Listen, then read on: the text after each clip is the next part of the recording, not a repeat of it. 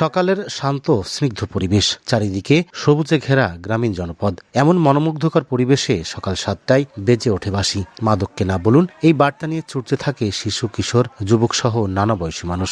গন্তব্য 6.5 কিলোমিটার ঘুরে এসে একই স্থানে পৌঁছানোর। জমজমাট এই ম্যারাথন অনুষ্ঠিত হল ঝিনাইদহের শৈলকুপা উপজেলার মৌবন এলাকায়। শুক্রবার সকালে মৌবন মাধ্যমিক বিদ্যালয় থেকে শুরু হয় এই প্রতিযোগিতা। 6.5 কিলোমিটার দূরত্বের এই প্রতিযোগিতায় অংশ নেয় 200 জন প্রতিযোগী।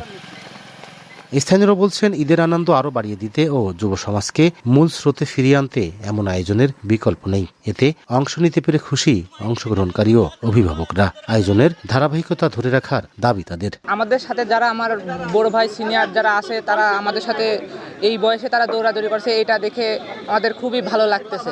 সকল গ্রামের লোক একসাথে একটা অন্যরকম অ্যামেজিং ব্যাপারটা আছে না, এদিকে আসলে অনেক ভালো লাগতেছে। লাইভ বয় কিনে কল দাও টোল ফ্রি নম্বরে, আর এক নিঃশ্বাসে গোল বলে জিতে নাও ফিফা বিশ্বকাপ 2026 এর এক্সক্লুসিভ পুরস্কার। এই ধরনের প্রোগ্রামের মাধ্যমে এই অঞ্চলে এই আগামী প্রজন্মের মধ্যে একটা প্রভাব ফেলবে এবং তারা আগামীতে ভালো কিছু করার জন্য, যেমন বিকালে খেলাধুলা আছে, সেগুলো আগ্রহী হয়ে উঠবে। মাদক থেকে দূরে রাখতে হলে এই খেলাধুলা বা বিভিন্ন ধরনের বিনোদনের সুষ্ঠু বিনোদনের ব্যবস্থা করা উচিত বলে আমি মনে করি।